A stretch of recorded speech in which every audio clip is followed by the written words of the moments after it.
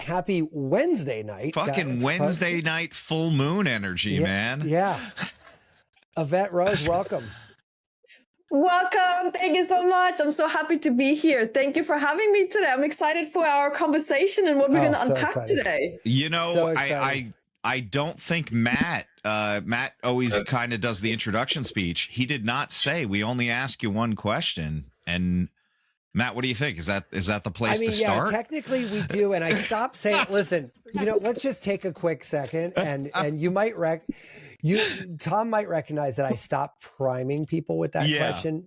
And the only reason I did is because we used to only have two things we'd tell guests, right? We're only going to ask you one question, and it's how'd you get here? And earlier guests, that was like kind of a nothing. But then I don't know, 50 guests ago or so, there's this trend that started to pop up where people got real weirded out and nervous. What do you mean by that? What do you mean? How did I get on the show? Huh? And you're like, hey, listen, man, I don't want to short circuit anyone's brain here. I just, but it was interesting because the reason we love that question is that everyone answered it however they felt like it. And the universe sort of put that into people's brain the minute they heard my question, and they answered with the exact right energy that they needed to have the conversation we were about to have.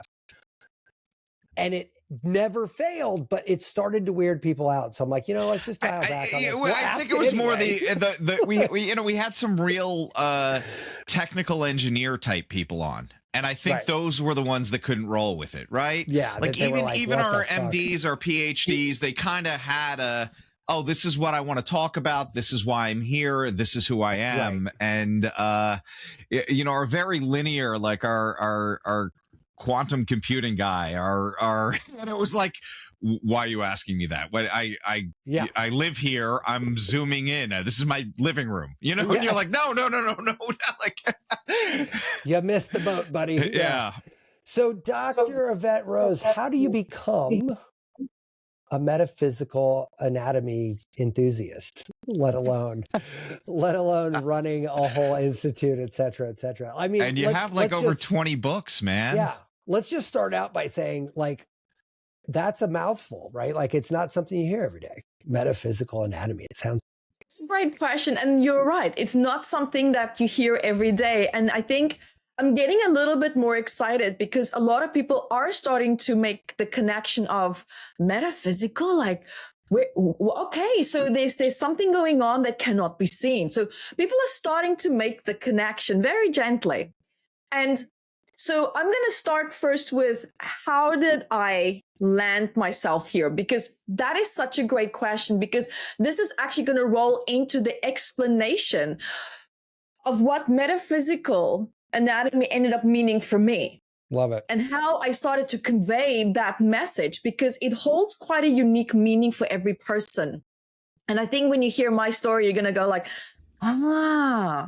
so this is how we kind of unraveled this. Because number one, let's just start that to say, I never intended to be, someone that works in psychology or in counseling, or, ended up with, several PhDs and, public speaking and all of this. I was raised very strict Christian. I was raised in South Africa.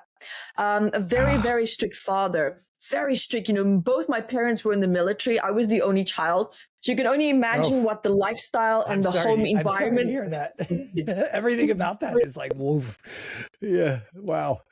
I like what you said there, sorry to hear that, because here's the thing. So many people say that. And where I kind of lessen the blow a little bit is to remember that when you are raised in a certain type of environment, that's all that you know. Sure. A child is raised this is your foundation. It's not like you step into a relationship where, oh my God, this sucks, I don't like it, because you have actually you have a prior life to reference that to, right? Mm-hmm. So there's something to bounce back to if you're like, well, I don't want to do this, so I'm just going to check out and go back to the life that I had. So as a child, it's kind of this is it. There's nothing to question or compare it to. So you accept it and you roll with the dices. And most importantly, what happens for all of us is your nervous system just adapts. That's the beauty of biology. It doesn't fail us. Illness as well. It's an adaptation. That's what it is. And so my nervous system and who I am and who I ended up becoming was just it was just adapting to, he was violent. He was very, he was clinically diagnosed as a sociopath. You can only imagine, you're being raised with someone whose emotional world is very different to what you're feeling. Yeah. And that constant invalidation, and then being raised Christian with religion, God is jealous, God this, God this, that. And it was toxic inside and out. But that was my foundation. And so as I grew up, because of all this strain, this fight dynamic that I had with him, it's inevitable for you not to start to have this feeling of injustice growing in you, especially when you start to go out to other kids' houses and you're like, your dad just spoke to you when he wanted you to do something? Huh. Well, how does that work? Your dad is nice to your mom? Wow. You can actually share your opinion? Huh. What's this? And it was eye-opening. Sure. When I started to go to my friends' houses, that was the start of my awakening. This is where I started to have this platform opening up where I can say, oh, I'm comparing my life to yours now.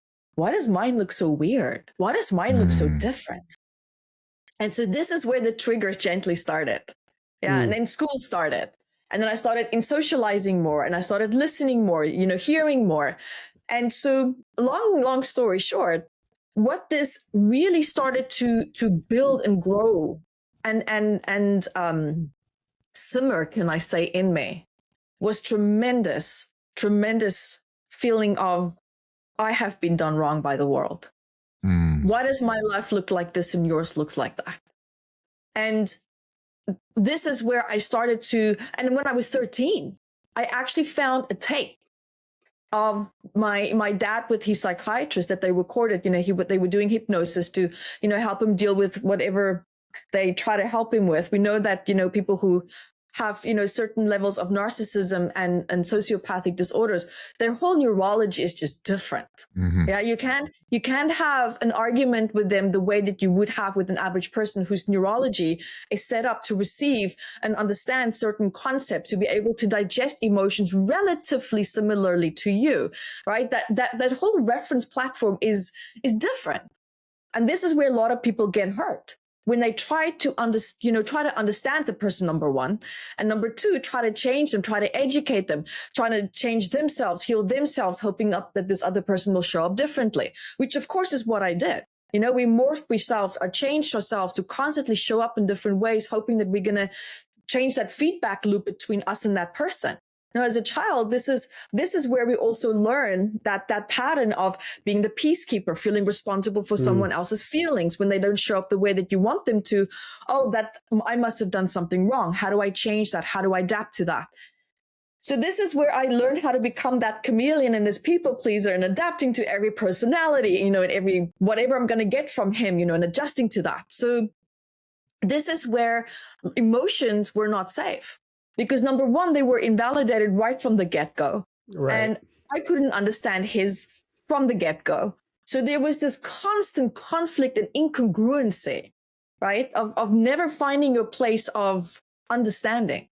So there's this constant questioning in the back of my mind. Who am I? What is dynamic supposed to look like? Everything that I do and say is not right. And what I'm feeling is versus what's coming back to me is not right.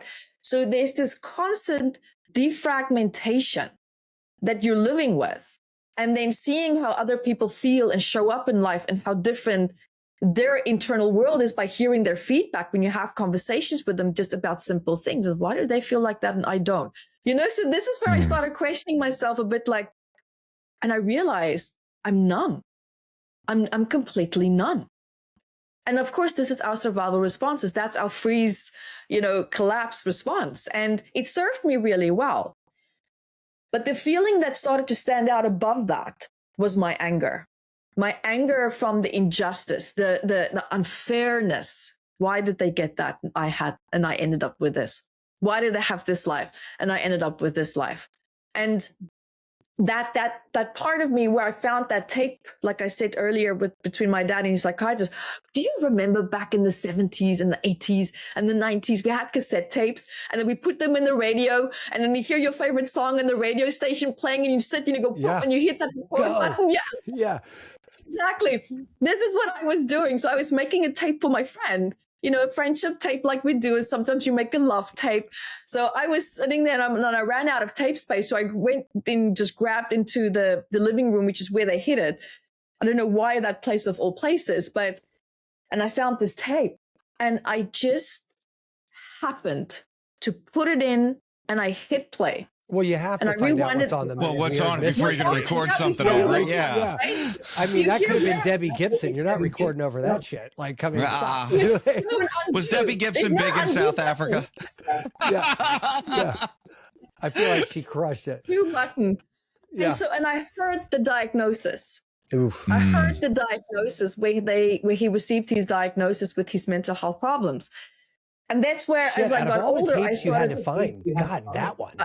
That is pretty. It was full on. Fate-filled. It was full on. Yeah. It was Tom. And you know what? I'm thankful for that. I feel this was divine intervention because I went to the library because we didn't have Google back then, right? And I started going through the books and I started to read what this is about. And finally, my life started to at least make more sense. It's easier to do something about your life and how you feel when you understand it. Yeah. There's at least certain level of awareness. I didn't fully grasp it, but it was enough for me to realize that, wow, there's nothing wrong with me. I'm actually okay. I'm doing okay. This was not wrong with me quite yet, but I'm doing okay. Long story short. And so as I matured, this inner child in me, I wanted to become a crime scene investigator. I wanted to become a lawyer. I wanted to put all the wrongs right. Right? So this was me trying to find the answers to the past, what had happened. How do I put the wrongs right? How do I find my justice? But I didn't realize that consciously at the time. So I was trying to find my justice through other people by helping them to find their justice. Yeah. So this is where my passion grew. And it's interesting how I sit back now when I work with my clients, how I'm seeing, wow, when they are in certain jobs, not everyone, I repeat, not everyone, but how some people, how they end up in certain professions, how it's that inner child that's trying to express something that they just couldn't get out. Right. So, and this was me. And I studied to become a crime scene investigator and a lawyer. And this was in my late teens, leaning into my 20s. And I ran out of funds. It was expensive. And my dad blew all my university funding on his alcohol bills and he drove 2 businesses into the ground. So I had no money, nothing. So I had to work and save and study at the same time, which I did. But funding just ran out, but for good reason. And then ended up in Australia where I worked in corporate, a company found my resume online and they're like, I love your qualifications, come, let's go, let's do this. And I said, yes, let's do this. And they loved my work performance. They sponsored me within 2 weeks, got my citizenship, which I'm so deeply thankful for because moving from South Africa to Australia,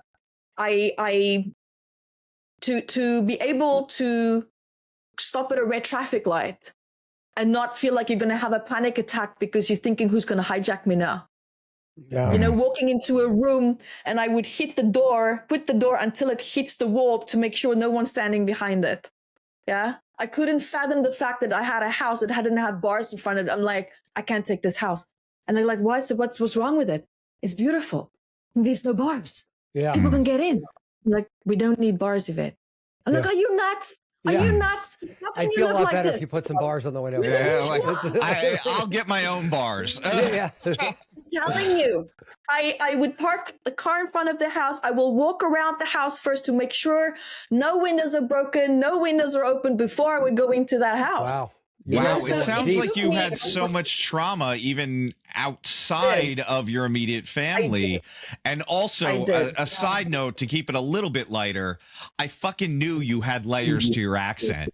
And I'm like, oh, I'm hearing a little Australian in there. Matt and I have a friend who's Italian who got his first PhD in Cambridge, and now he's in Australia, and I can't listen to that dude. Yeah. Is it painful? Is mine painful? Is it okay? No, it's fine. It's fine. It's just confusing as all shit because he's an Italian guy with an Australian twinge, and you're like, what is happening right now? And then every once in a while, he'll use British phrasing. Yeah, and he has a British education, so there's like this other layer. So yours is extremely interesting. I can see why you do a lot of keynotes because I'm like, I'm into like even the way you talk, the phrasing, those kind of things. So you got me. You got me. Yeah. I can just imagine your friend, because in Australia we say good mate, good day mate, and if he's Italian, it's probably good day, mate. Yeah. It's like very unusual, man. I'll be honest. It's not. Yeah, he's an amazing speaker too, but it's like you got to hang on every word because you're going to miss something. Yeah, exactly. So as we all do, fast forwarding, right? So I'm in this beautiful place where my nervous system actually went and came overloaded. Mm-hmm. What's funny is I'm finally now in a safe place. And now suddenly ailments, diseases started popping up. Yeah. Panic attacks that I've never had to this extent. Anxiety disorders, depression. And I couldn't figure it out, thinking, did I just move to the wrong place? Mm. And what actually happened is this is what we call, or at least this is what I call, active repair phase. Mm-hmm. Your body finally feels safe enough to process everything that it couldn't. And that's why everything just came and it blew up in my face. Yeah. But for good reasons. So it's like the pressure cooker releasing the steam kind of thing, That's right? it. Yeah. And it released big time. Matt, it released big time. Wow.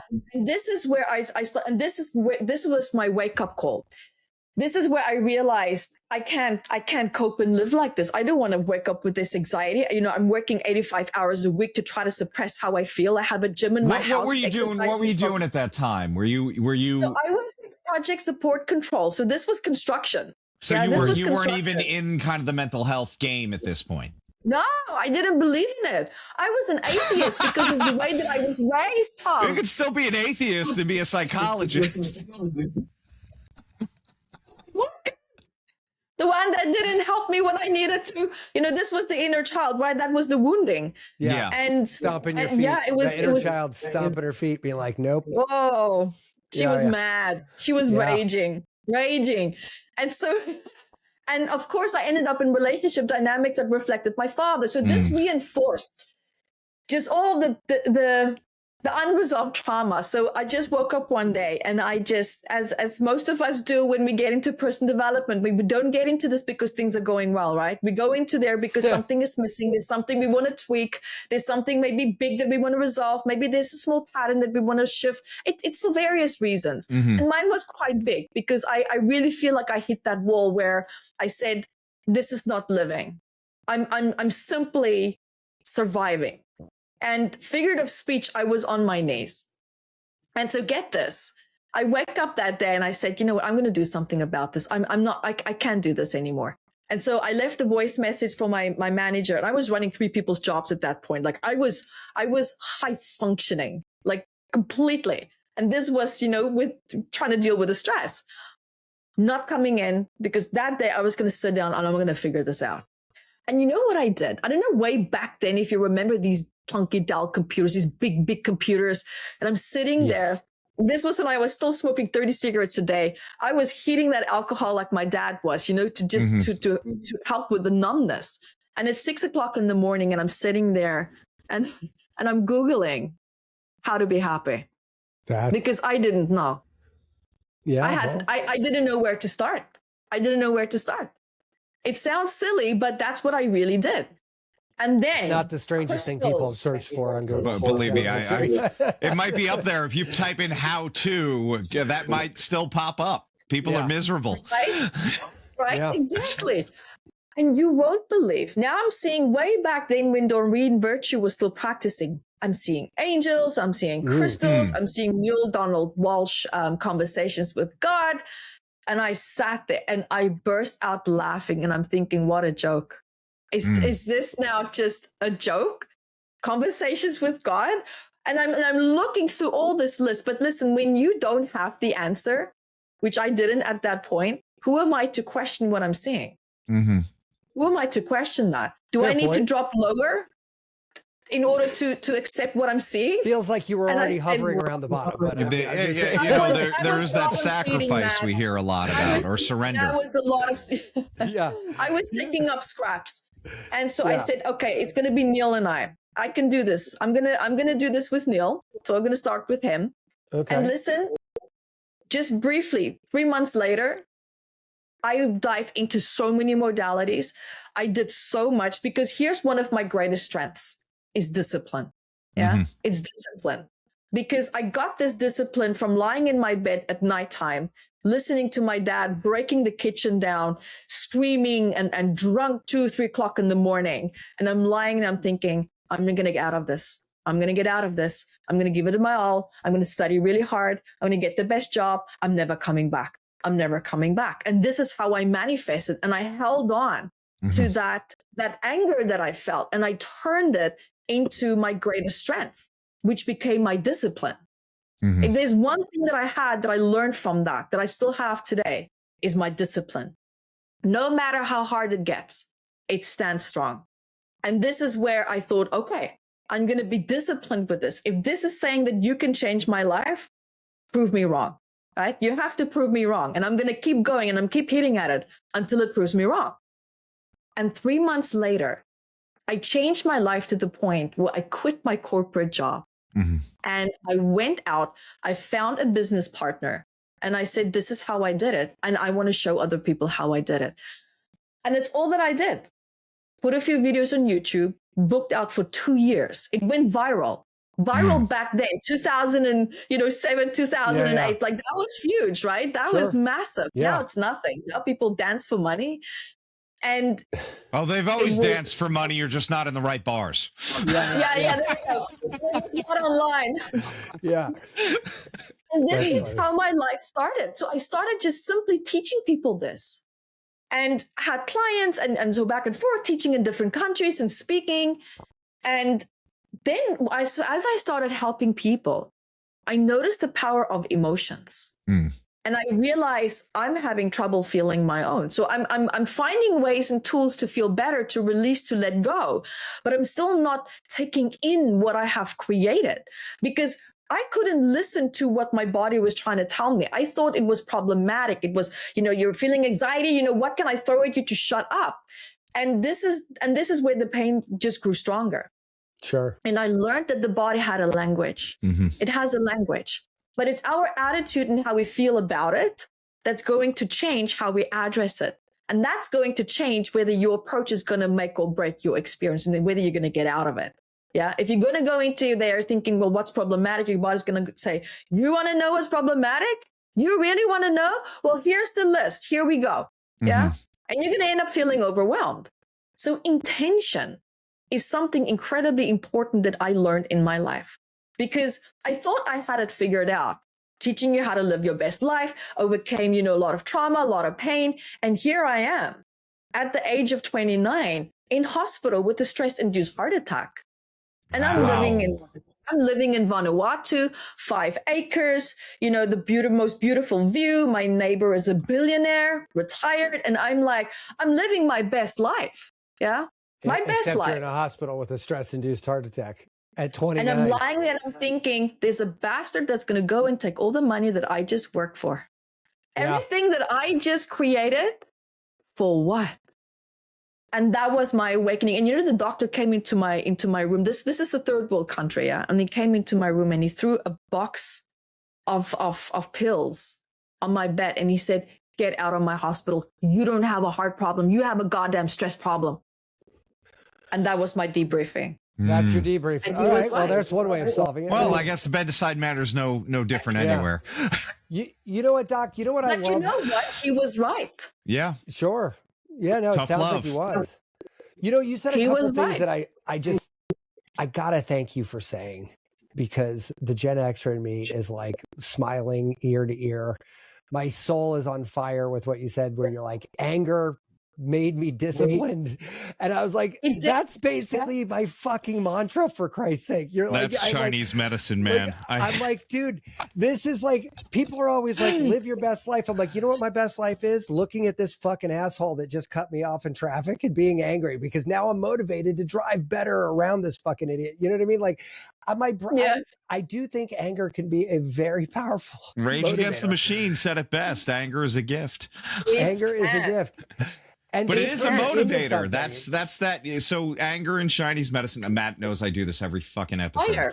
Well, this is anger. That's the emotion, right? But it's also drive, right? It's the general, if we break it down into a different system. Yeah. And on the other token, Matt, and this is probably why it applies to you so much, it's also creativity. Right. So you hit both sides of that. It's really kind of a crazy thing. And it's like, I'm listening to Evette's story here and I'm like, oh, I get how she got there. I get how she got there. I mean, how she got there. And it's not, it doesn't look linear from the outside, right? You jumped, I got out. I mean, God, my mentor said the same thing and he fucked off out of Darwin, England. He's like, nope, not coming back here. They said I'd never get out of this town. There I go. And see ya, I'm in Australia. Oddly enough, he was in Australia for a while too. Yeah. So I'm hearing Australia is like a catching net for a bunch. This is where you go to rebuild your life. When shit is crazy, Australia, here you come. Yeah. I will forever be thankful to that country because it really, you know, I have 2 tattoos under my feet. One says made in South Africa and under the other one it says reborn in South Africa, in Australia. That's nice. That's fucking awesome. Really, my new life started there. Yeah, that's very beautiful. Like little. And what is the South African one on the right? That's a really good question. Actually, yes, it is. Okay. And so let me touch now on this heart attack, because this is where the twist came in. Okay. This is where I started to notice how I work with different people, including what I went through. When they have certain emotional patterns, they all shared the same element, regardless of whether one is in Canada, one is in New Zealand. So Lucy up in Canada that has arthritis in her left hand and Ben in New Zealand that has arthritis in his left hand, they all shared the same trauma, regardless of what your diet, your beliefs, your upbringing, and all of this was like. So this is where I realized, okay, so I'm going to weave this back into what my heart attack was, because there's quite a punch in here, but I want to weave these two together because they go hand in hand. How we cope and deal with after traumatic events also is what defines a lot of your psychological and biochemistry and all this makeup that's going to constantly be running through your body, through your bloodstream, through the neuropeptides. We know emotions are carried through this as well, and so many other different layers. And what was interesting, what I realized when I looked at my life, when this doctor said, you have a stress problem, it was a shock because I thought I was living my best life. What I didn't realize is that I also I misunderstood eustress. Now, eustress is called positive stress, but your relationship with that stress is going to determine whether it's going to be toxic or actually helping you.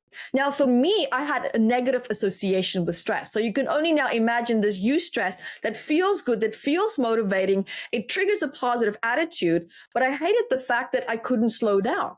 I always felt I'm stressed, I'm this, I'm that. And I didn't realize how my thoughts were completely shifting and changing how I was feeling towards actually quite a healthy attitude.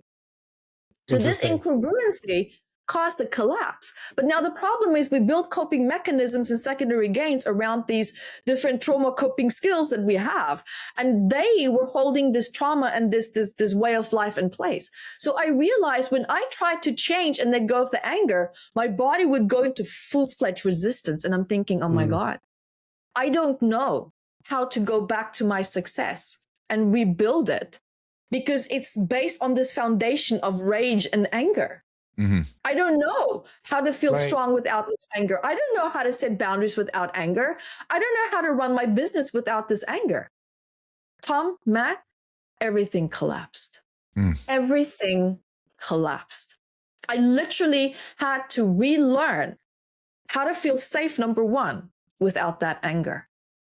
And underneath that anger was just me feeling incredibly powerless in my life, because anger is that final expression to much deeper emotions. For me, I see anger as a secondary response. It's not the emotion itself. There's something else that was brewing deep down there that triggered that fight response, because and it begs the question I have to ask myself when I ask other people this: when you're angry, have you stopped just for a second and asked yourself, if I can take away everything that's in front of me right now that I think I'm fighting for, what are you angry about? What are you fighting for? If we take this scenario in front of you away, because that is just a distraction. Interesting. Just one of many triggers. And this I had to ask myself, and I'm sitting there and I'm thinking, wow, I'm still pissed off at my dad, because when I was 13, he said to me, you will wipe vomit off the floors in pubs. And that day, and he said that in response to me coming home saying, Dad, Dad, I saw a BMW. It was the coolest car. You know what? I'm going to buy one before I'm 20. And that was my dad's response to me. He was drunk as a skunk on the couch. And you know what? I pulled a 319 Ti BMW off of the floor, custom designed by me when I was 19. Wow.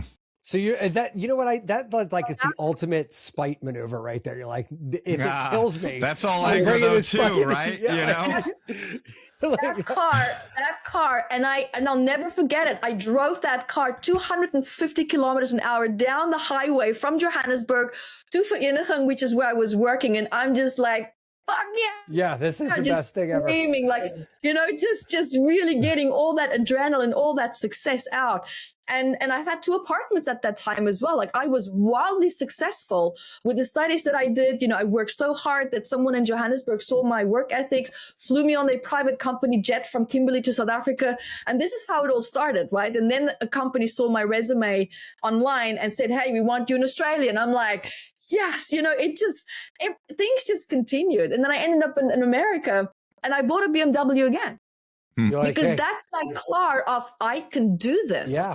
Whatever you walk away from, whatever you let go of. And when I had that heart attack, I walked away from that house, that relationship. I walked away from everything. I had $20,000 in my bank account, and I started over in the backyard of a Balinese family guest house here in Bali. Over. You're in Bali right now?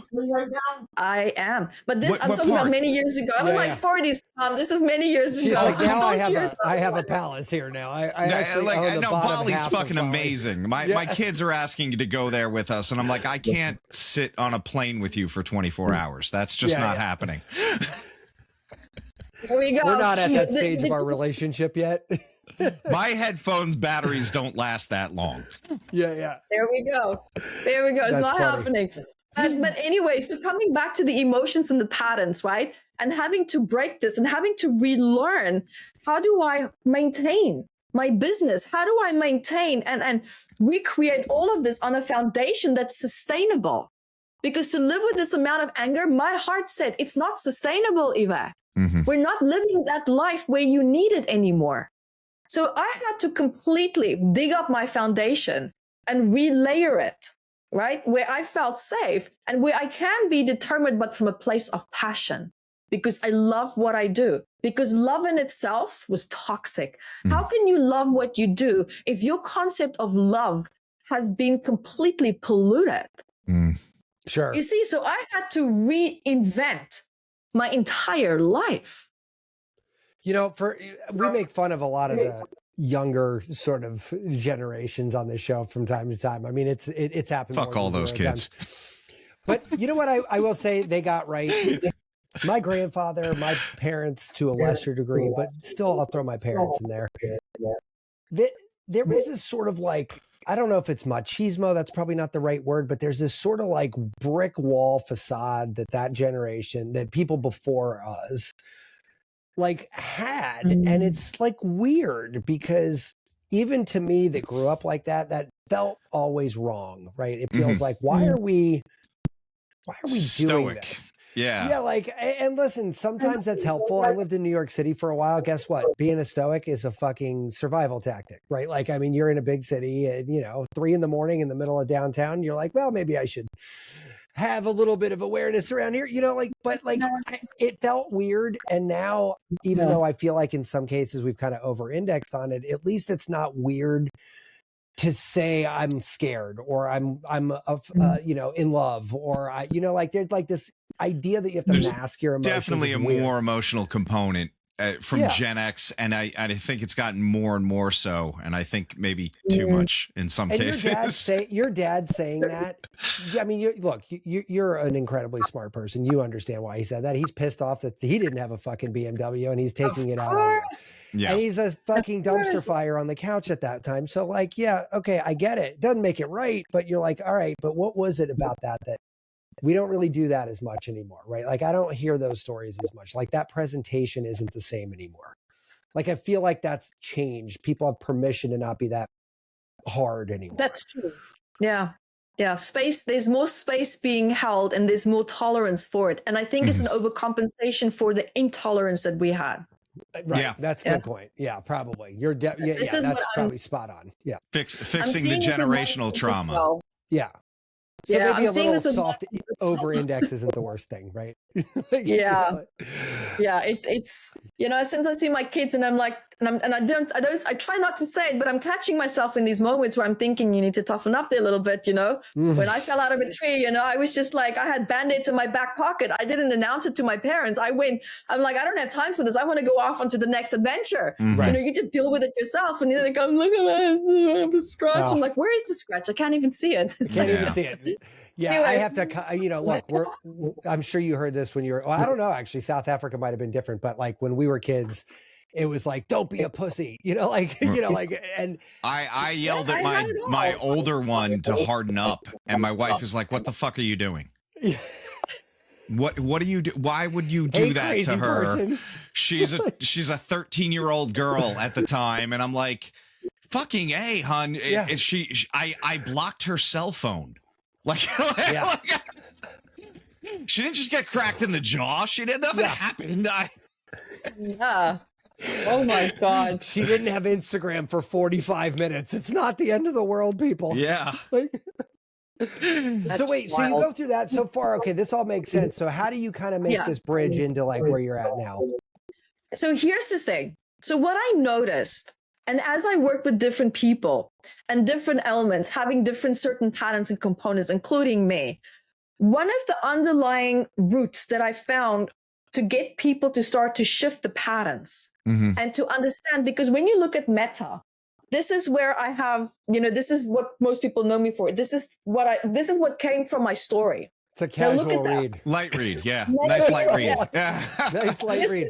It's 2 inches thick, but it's cool. Yeah.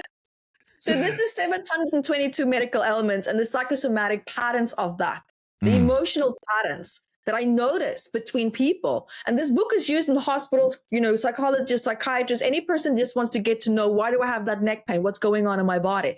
Look at the word. So let's come back full circle now.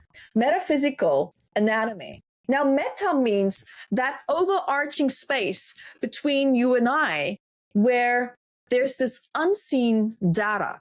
Now, Matt and Tom, I'm sure you've sat somewhere in public. You can't see a person's face, but somehow you can feel, something's not right. Maybe they feel sad. Maybe they feel really happy. But something in your physiology changes to the point where it grabs your attention. And you just know that how you're feeling somehow is because of that person sitting there. I'm sure you've experienced that, right? 100%. You walk into a room. There's no one there. And suddenly, I don't feel good. Something's not quite right. Something in me just shifted and changed, but you can't explain it. This is the metadata that I'm talking about. This is also emotions. Yeah. Emotions is meta energy. And when emotions are left unresolved, negative emotions are not dealt with, they become physical energy. So this is where meta becomes physical. in the anatomy. When emotions are not addressed, you all have had a headache. Yeah. What were you going through that day? There was stress. Yeah. You have back pain. You had a stressful day. There was something that was irritating you. There was something that wasn't quite going right. And then suddenly you have back pain, or you feel nauseous, right? There's something that you cannot digest in your day. Here we have this unseen information, sensations that we can't always see. And somehow it has the power and the capacity to become physical in the body. And this is how I started with my metaphysical journey. Because I learned and understood, wow. So I'm going to take this one step further, and you're going to love this. And I hope everyone's listening. So I took this information and this aha moment, and I thought, okay, but if you can sit over there and I can't see your face, and somehow when my focus is on you, I can feel something in me is changing, but it doesn't feel good. Okay. Does that mean if I maybe look at you with clear intent and I hold positive intentions towards you, can I have an effect on your body? If you can change mine by just pure chance, by me looking at you, I wonder what will happen if we use that, because I call that uncontrolled focus. What happens if we learn to control that focus? And you know what happened? Release. Healing. I was going to guess you wrote 21 books, but this works too. You know, I'm gonna, you guys like humor, right? So these 21 books is 21 breakdowns. Sure. That makes sense based on your story. 21 breakdowns. This is my journals that I turn into books, what I learned, how I helped my clients out of it, and what I did about it. No, Yeah, I mean, I mean, the wounded brilliant. healer is an archetype for a reason, you know? Not only is it an archetype, but it seems to be our guest ICP. Like everybody on our show, it tends to be like somebody who has had an experience that drove them to a place of healing, and that thing became a bigger thing, right? Like, and you know, like Tom and I kind of smile when this comes up because it comes up all the time, like every single show. Yeah, and I really dig that you're talking about that kind of non-verbal, I don't want to say non-ordinary, but that like, you know, being able to sense a thing, right? It is a physical sense that is something beyond, that is just from being around somebody else, you know, in their energy, if you will. God damn it, I sound like a hippie. Yeah, I know, but like, look, we've talked about this a million times. During COVID, I stopped doing yoga because I tried doing a yoga class online. The missing component of group energy made yoga class kind of suck. Like, I was like, nah, I'm good. You go into a room with 30 other people, all of a sudden yoga class is fucking awesome. It's amazing. You know, like you're really getting into it. Your asanas are like strong and like really deep and very meaningful. And then I go do it in my living room and I'm like, it's not the same. Yeah. It's not quite the same. It's that set and setting too, I think. Yeah. I just want to break down this more in simplified language. So when we sense someone else's experience, right? So you sit there in the cafe, you look at someone, you just don't feel good.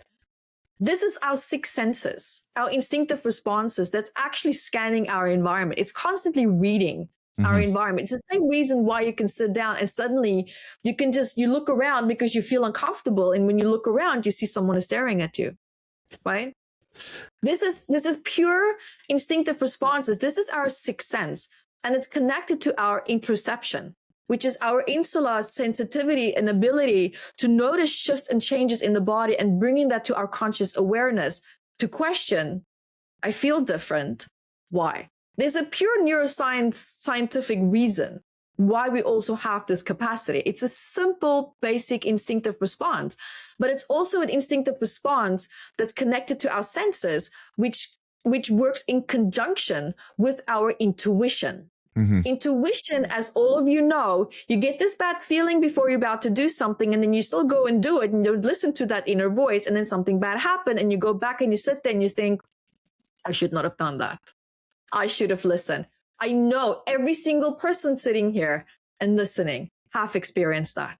Yeah. Sure. Intuition is just something that we are all born with. It just goes above and beyond. Is this good for me or not? It's a normal question that we ask ourselves. Sometimes it's conscious and sometimes it's deeply subconscious. Yeah. So I hope that explains. Maybe that explanation lands better. Let me ask you this though. Along that line, there's certain people, like obviously this show, we talk to people that are very in tune with those subtleties, right? Right. I would say we're living in a time where most people are not, and I'm going to just make the blanket statement. Most people are completely tuned out of that. Well, they're out of themselves so much, right? They're distracted. Correct. Yeah. So I guess sort of maybe a multifactorial question. One might be like, do you notice that as well in the people coming to you? And two is there sort of like ways that we can kind of like nudge ourselves back into that alignment before it gets fucked up? You know what I'm saying? Because if you are tuned into that, I would think that you would avoid a lot of stuff. You know, it's a good question. I mean, when I work with my clients, there's some people who come and they're a bit skeptical. Yeah, I don't know. But then when we start to do the work and they start to see the shifts and the changes afterwards based on what we did, they're converted. Yeah. So you can go through, one way is to go through a path of just experience. And I would like to actually talk all of you through an experience right now. Yeah. Let me show you the power of your awareness. I want you can either lift up maybe your right hand. Yeah, lift up your right hand, and I want you to look at it. The palm. Okay. I want you to look. Yeah, you can. So what you're going to do is you're going to look here. Look at the palm of your hand. And for everyone that's listening, just hold your palm or your hand down at a comfortable position so that you don't get tired. And I want you to look exactly at the center of your hand. Just stare at it. And I don't want you to think of anything. Just stare at it. And I want you to notice as you stare at it, that's all that you become aware of. There's nothing else. It's just the palm of your hand. And we're going to do this for a few more seconds, yeah? Now, if you stare at your hand long enough, normally about a minute, but I know we're on a podcast here. So you'll start to feel something in your hand feels a little bit different.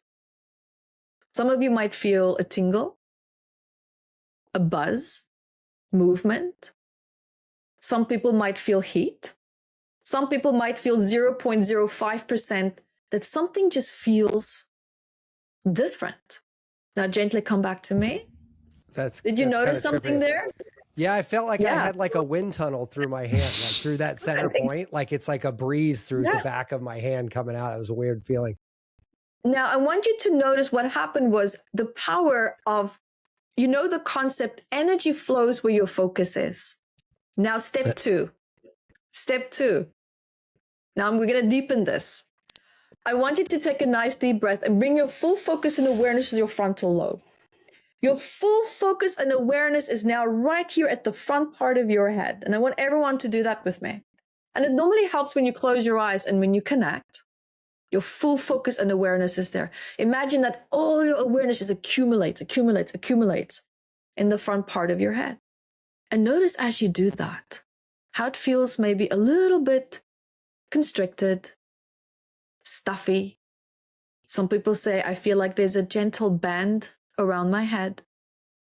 Some people say it feels just a little bit heavier. Now, continue to hold your focus there.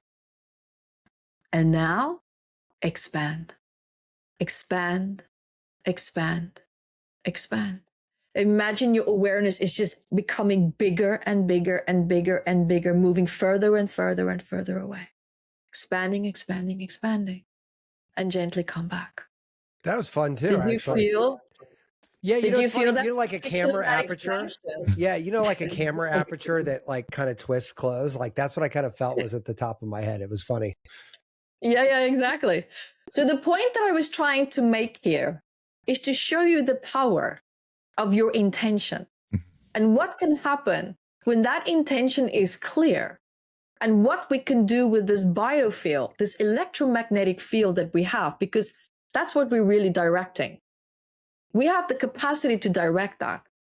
Uncontrolled focus is when you look at someone and you just randomly look at them. There's no intention, but there's still data coming back. There's meta information coming back that you cannot see, but you can feel it.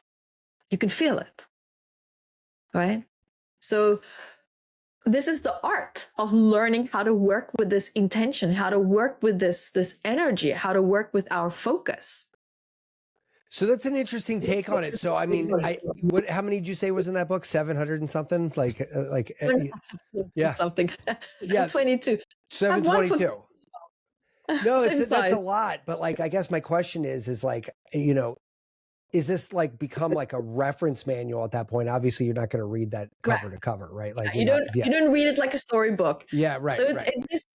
So that's 7,800 clients, and just noticing these patterns, noticing these inconsistencies. And let me tell you, there's so much that science hasn't done research on, and I don't need research papers because patterns don't lie.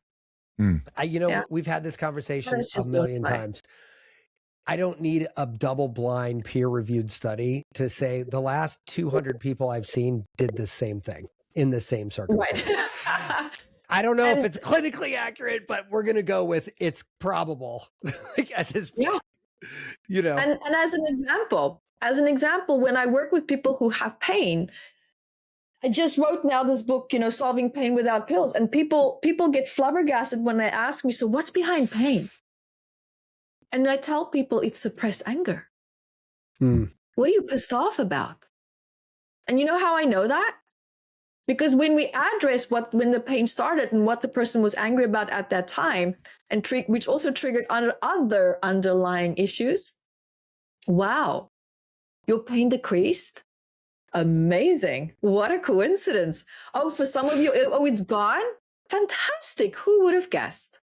So when you start to see thousands and it's patterns again and again and again, it's like, huh. And people get really pissy when I tell them that. Yeah, but I said to them, you need to understand it's suppressed. Right. It's suppressed. It's not in your conscious awareness. And it's sitting there in that place where you have pain. And people go, yeah, but I have an ailment and that's why I have pain. I'm like, okay. But then you're addressing it from the wrong perspective. Pain is secondary. It's a secondary. It's not the problem. It's not the problem. We need to go look at the ailment now. Now we need to unpack and decode the psychosomatics for the ailment. Can't go and tackle pain if it's an end result or a symptom to something else. Of course, it's not going to shift. Pain is there as a message warning you. It's good that it's there. Right. Right. Yeah, because you think about, you know, if I touch the hot stove, you don't question the fact that you yank your hand away, right? It's just that is the reaction that one would have. Exactly. But like in the more subtle versions of that, I don't think that's necessarily intuition at that point. You're like, oh, wait, that's a reflex. That my shitty relationship with this person or this job or this whatever had something to do with my back pain. Like like, I just don't think that that's like a straight line for a lot of people. I mean, it's hard for me. It's not a straight line. Yeah. It's not a straight line, but what a lot of people can understand is if I say, well, what if that back pain is maybe related to stress that you're going through? Have you noticed that when you get stressed, the pain increases? Yeah. But it also increases when I get home and I'm just watching TV and then suddenly the pain is excruciating and I'm not stressed. I'm like, yeah, because your body finally feels safe to process what it could process during the day. Right, right. So you're like in that space where your body's like, I gotta let it go. All in your face. Yeah, now it's all in your face. Yeah. A couple years ago, somebody started talking to me about, what do they call it? New German medicine or something. We haven't had anybody on the show yet that talked about it, but it's a similar idea. And what's interesting wasn't about anything in particular, but it's just that there's all these different new vocabularies to describe this unknown that you're talking about. And that's the real like takeaway for me in this day and age is that we can now look at things as like, hey, I don't need to look, we throw pharmaceuticals at everything, right? Lower back pain, you could just as easily go get a cortisone shot and a couple pain relievers and our pain, meds, and you could also get rid of it that way. But then you end up with like opioid crisis and a bunch of other fucked up things that are happening. And like somebody finally saying, hey, this might actually not be a mechanical problem. It might be psychosomatic response to something else. And like, that's kind of like when we were kids, my grandfather would be rolling over in his grave right now listening to this. He'd be like, what the fuck are you talking about? Mine too. Yeah. Yeah. My aunt wanted to send me the Bible. She's like, my child, you lost your way. And I'm like, yeah, I don't know about that. And I'm certainly not going to find it in that book. So I'm just, emotions play a powerful role. I mean, irritable bowel syndrome. Look at this. How many people have the worst digestive problems and they go to the doctor and the doctor just says it's stress. It's all in your head. But if anyone has irritable bowel syndrome, they will tell you it sometimes is so debilitating they can't get out of bed. But it's written down as a psychosomatic disorder. Now, here's where it gets really interesting, because a lot of people ask me, so do you think that most diseases could be psychosomatic? My answer is, if we look far enough back in the ancestry, I would be very inclined to say yes, if we can exclude environmental toxicity or poisoning and so forth. But then at the same time, why is it that you can have two people in the same toxic environment, one gets sick and the other one doesn't? That resiliency comes from somewhere, and that is your ancestry as well. It's also your childhood, your birth stages, your programs, your belief systems. All of this plays an incredibly, very important role. The same reason why you can be so heavily stressed, but if you love that stress, you have a good relationship with it, it actually doesn't damage your organs, and it's been proven. But now you have me, and I had a negative relationship with that, and it nearly took my life.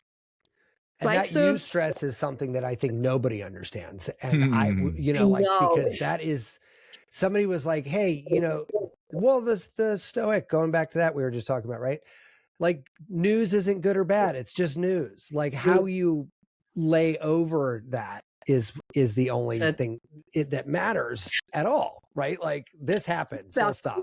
I have to piggyback on what you said, because you said something so great of news and how you see it, right?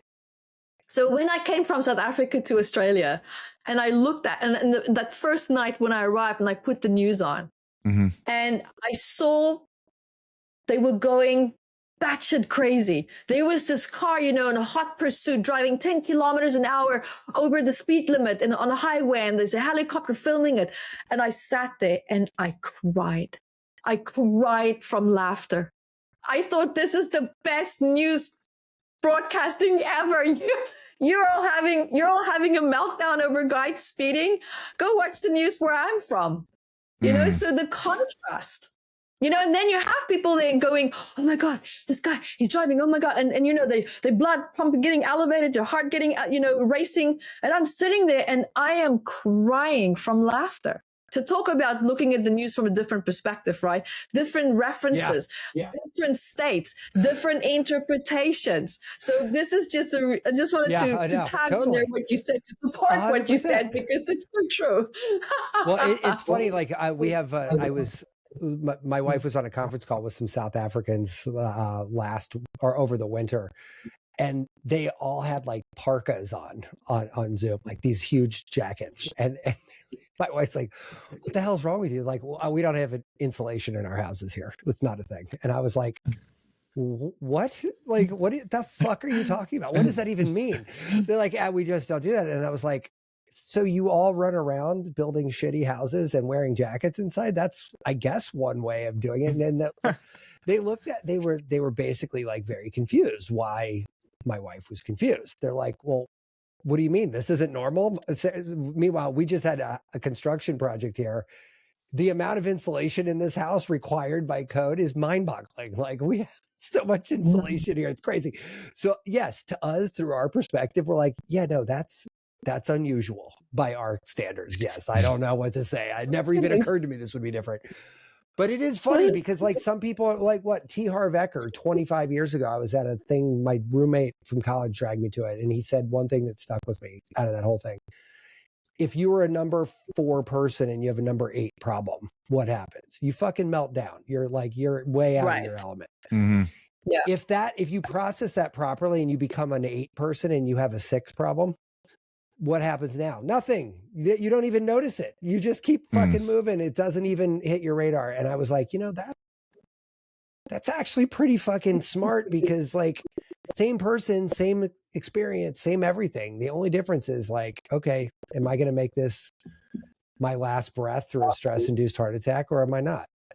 But but how hard is it to get that discipline though, to do that if you're not you? I mean, you're obviously a special case.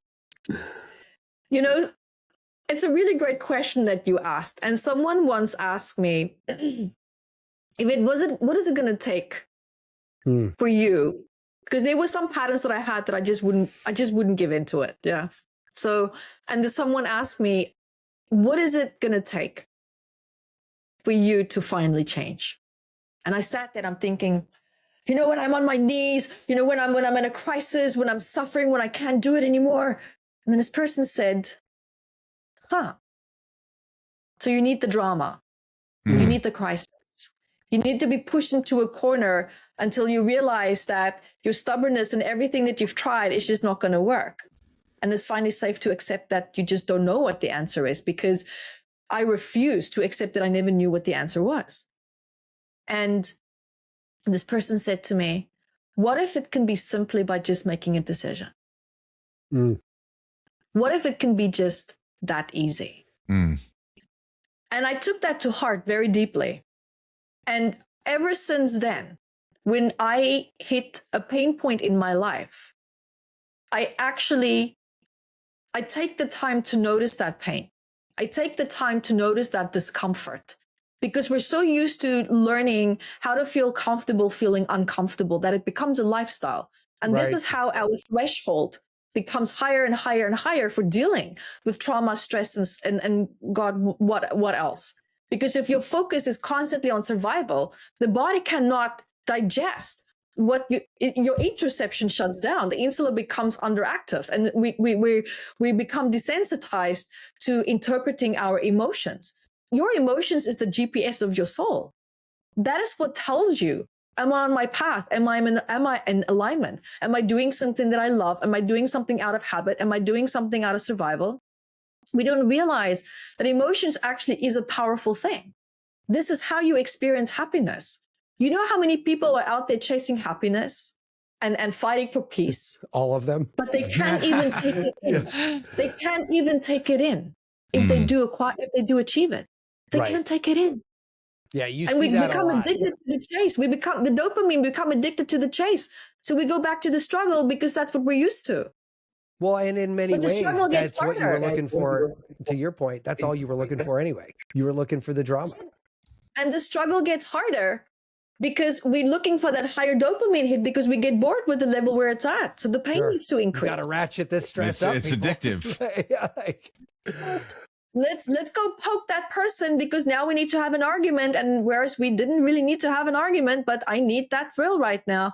Sure. Yeah. So this is where jaw dropping how familiar that is. I'll throw it out there for myself just because you're like I got this question because I know we would talk to you forever, but like I can imagine that you have some clients that are so dug in that they're like, fuck you, you're wrong. That's not what's going on. And they're showing you exactly what you just told them in real time, right? Like they're giving you exactly what you pointed out to them. And they're so dug in and angry. Like, and I'm not asking you to like, hey, what's your trick? How do you flip that on them? But like, I'm happy to share what I can. I mean, yeah. I think that's got to happen. And especially so here you are, a high performance person that had to have this real cathartic experience, right? And I'm assuming that some of your clients are actually looking for that same experience without the fucking heart attack, right? Absolutely. And that's exactly where I have them. Can you hold the heart attack, please? I'd rather not have Can I get through this without the heart attack? Yeah. So the first question that I normally would ask people is, so when they have this pain point, I would ask them, if I could I want you to imagine that whatever this person or this circumstance is, number one, in what way do you feel out of control now? What are you trying to control about the situation that you feel you cannot? This is a very big defining question, because we don't realize in life that a lot of our anger, a lot of our fight response is coming from trying to control circumstances that we cannot control. Now, where the problem comes in is that we try to control circumstances that we cannot. You cannot control someone, because we try to adjust people's behavior so that we can feel that safe connection, or whatever it is that we associate them with, or whatever our nervous system associates them with. And sometimes, unfortunately, that can come through in the form of aggression, fighting, try to manipulate circumstances. I'm going to speak very openly here, because this is where the conversation sometimes heads into with people who butt heads with me. I don't hold space for that. If you come to me to heal, that's exactly what we're going to do. I don't hold space for, oh, let's dance around this, right? So that lack of control that you have in your life, this needs to be addressed. And secondly, if we put lack of control out of the equation, what is left? What else are you fighting for? When you look at that person, when you look at that dynamic, yes, they're upsetting you. I validate that. I fully agree. There could be things that's just completely wrong and not right. But what is it that you're actually fighting for? Yeah, if we take that out of the equation. And here's the challenge. A lot of people fight for their boundaries. Because we were taught from a young age we can't have boundaries. You'll get beaten. You'll get punished. Yeah. I spent my whole life trying to figure out what my boundaries are. My yes always was my no, because I would always say yes instead of no, because I was trying to keep the peace. It was a boundary. It was a boundary. Yeah. Let's not fight. Let's not argue. So it was a boundary, but it was a very weakened giving in. So my yes, I had to learn how do I turn that yes into a no and feel it and feel safe in that. The underlying, now we're going a deeper layer. There is lack of safety. If you felt truly safe and solid in yourself, fight for what? Try to control what? Just be an observer. Feel safe in your boundaries? Great. Feel it and express it and feel safe doing so. But it's not that simple. No. Because life wired us. I am not any of those. Life wired us to associate boundaries with pain, to associate boundaries with aggression. So some will go into it head on because that's how they survive, and others will back down because that's how they survive. So it depends on your coping strategies, because we don't realize how we take childhood strategies into our adult life. And here's where it gets really, really gnarly. Here's where it gets really gnarly and the most confusing for people. These responses that we have, a lot of them is established before the age of 3 and 4. Oh. That's why a lot of the times it doesn't make sense. Long before we could actually formulate a proper cognitive memory, your nervous system, that somatic integration of how we respond to our environment, we're in the right hemisphere of the brain. It's a very gestalt experience. How was eye contact delivered to you? How were you touched? How were you communicated to? That vagal tone, how were you communicated to? Yeah. We don't realize that our nervous system responds before the mind can respond, before we can interpret and analyze what it is that we want to actually do and say. So if that nervous system learned from a very early age that I am unsafe when someone raises their voice, how you responded and survived during that time, it's automatic. It's automatic. That's why people say, when you're angry, when you're mad, before you blow up, you really do need to take 90 seconds, because it takes 90 seconds for the prefrontal cortex to catch up and mediate with the hippocampus, the amygdala, to make sense of what's going on. That gap, that 90 seconds is going to make or break how your reaction is going to play out. So you literally got to take that a 90 beat. seconds. That 90 seconds is going to determine, is this going to be a peaceful discussion or is things going to go haywire? Now that 90 seconds, that takes a lot of self-control. That takes a lot of awareness. And for me, what I personally had to learn and what I tell people is, I want you to decide in that moment when you feel you're about to lose your shit, what outcome do I want? What outcome do you want? And then act accordingly. Yeah. That 90 minutes, breath work in the mouth, out the nose, take deep breaths, focus on deep breaths. I love the white flag, red flag. There's days where you can get triggered and and you're okay. You can gently talk through it. And then the next day, that same trigger. Whew, yeah. You're like off the reservation. Mm-hmm. Yeah. Hell bent. Yeah. Spilled coffee, end of the world. You want to flip this house upside down, right? This is now the problem, because in life, it's inevitable not to have these little micro traumas, these little micro stressors that just adds and adds and adds and adds. And we don't realize it. And we just start to feel irritated and more irritated. And that's why certain issues that's never been an issue can suddenly now just feel like we're blowing up, because we don't regulate. We don't have spiritual hygiene. We don't have mental health hygiene on a daily basis. Yeah. We just try to pilot through life. You must, just like you brush your teeth, you need to do mental hygiene. Yeah, you can't, of course, it's like your car, you service on a regular basis. Otherwise it breaks down. The mind's the same. The nervous system's the same, right? Where's your mental health hygiene routine? What is it? Most people just bite bubbles when I ask them this question. Yeah. It's really important. Yeah. So this is one of the many ways that I help people to gently start to move into that. We have to tap into that nervous system. And this is where it sometimes is a little bit challenging, because it's not like you can directly just go into a memory. Oh, well, that happened when I was 6. Oh, this happened when I said that, or this or that. Of course, there's other stress factors that took place that only added to this predisposition layer that was already being layered at such an early age. That's why a lot of people, when you look at them, and I know you know them, God, they're so childish. Why are you so immature? No. They're not immature. That person experienced a lot of trauma when the mind couldn't grasp it yet. That nervous system was taking it in full-fledged. There's no filter. There's no filter. Yeah. And if you're in a space and there's trauma coming at you, and your source of safety is often the one causing the trauma, what are you associating safety with? You don't have a perception of it. Yeah, you don't have a, there's no. No, correct. And that's why people who end up in relationships where they feel safe with a person, what do? They go and screw it up. They go and screw it up.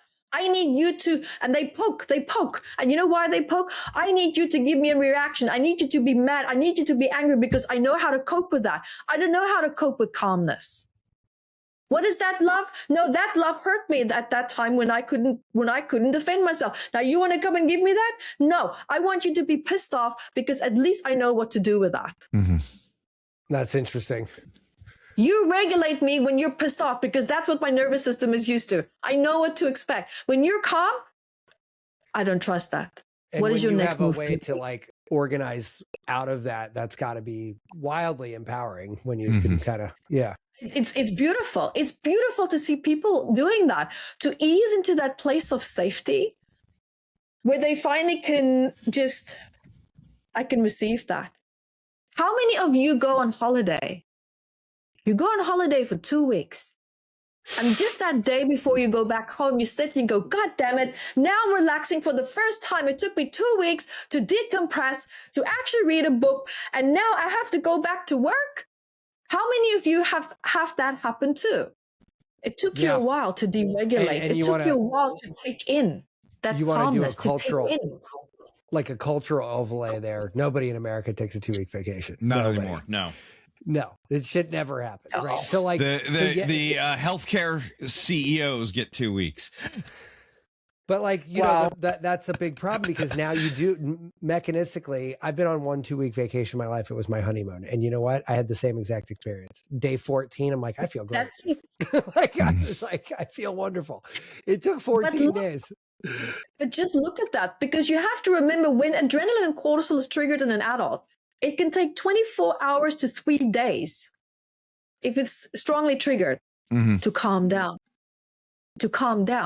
But now, how many other shit shows do you have in between? Yeah, all of that them. just keep adding and adding and adding. And then we wonder, why do I feel so dysregulated? Why do I want to flip the house upside down when I just spilled my coffee on the floor? I can just wipe it up. But no, we want to flip the whole house upside down. You're dysregulated. I don't know if I've ever had that feel. No, I'm kidding. I have that feeling all the time. Doc, listen, I love this. We could literally talk to you all day, but I want to make sure we save a little time to talk about like where to send people, because honestly, what you do over there is super fascinating, and I would just really love to. And you've got an endless supply of stuff we can send people to. So you tell us, like, what do we want to do? Where do we want to do? Let's do the Dr. Evette Dr. Evette Rose commercial. Yeah. Oh, there we go. All right. So of course, you can meet me at metaphysicalanatomy.com. On Instagram, it is Dr. Evette Rose Official. I have a lot of fun reels there about short, ailments, what could certain emotions maybe be behind it, or what your body trying to tell you, relationship challenges and all of that. YouTube is evettevideos.com. And podcast also Heal Within with Dr. Evette Rose. And also a free gift. I guess your guests love free gifts. I'm happy to give them something as well. So for any of you who's intrigued, who wants to learn and understand, especially if you're a beginner and you're like, what is this? This is going to be a great ebook for you, right? We'll send you the free ebook, Restoring the Emotional Body. And so this book will give you a fun, basic idea. I think what we'll do is I'll send you the URL and we can maybe post it. Yeah, that'd be great. Yeah, that'd be great. Yeah. URL. So you can get the free ebook, and there's an actual healing meditation in a video format where you'll have me right there in front of you. I'll talk you through some questions. We'll go into the body. We'll get, into the gist of it. We'll do some fun breath work in there as well. To really help you to learn and understand, why am I feeling the way that I do, or why is there a certain emotion going on, or why is that pain in my back there? And it's a really beautiful, gentle introduction to just get your senses a little bit more awakened, right? Let's wake up those senses.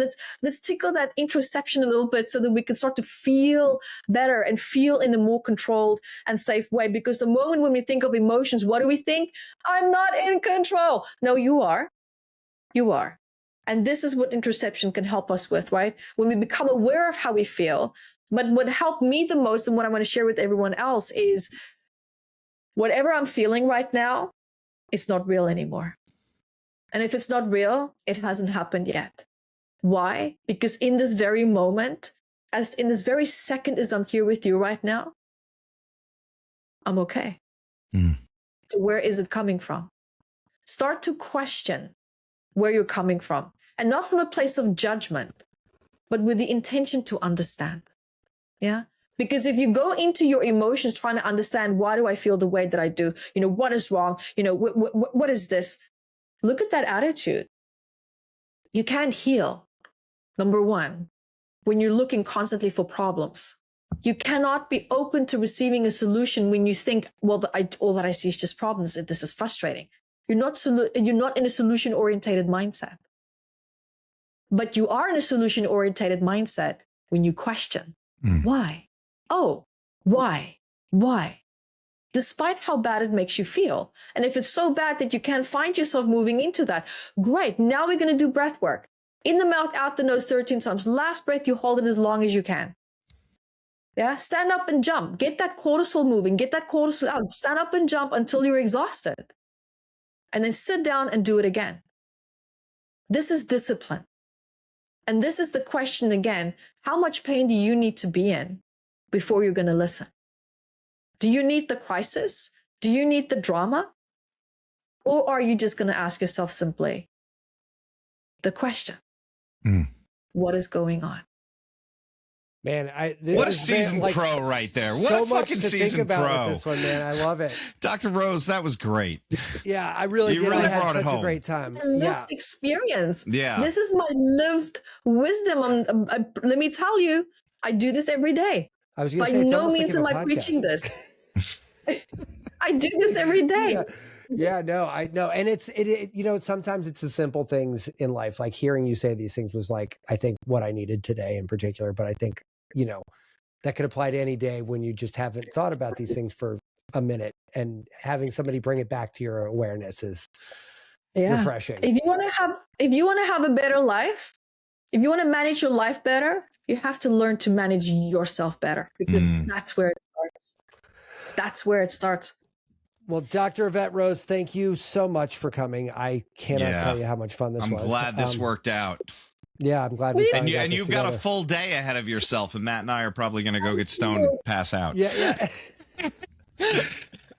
All right, guys. Well, listen, enjoy the rest of your weeks, and thank you again, and we will see you next time. Thank you so much. Take care. Bye, everyone. And be subversive, irreverent. Health is wealth, but you knew that. Everybody knows that. But so is following us on social media at Irreverent Health. And check out our website for more exclusive content at irreverenthealth.com. Oh, I like this. Thanks for tuning into this episode of Irreverent Health.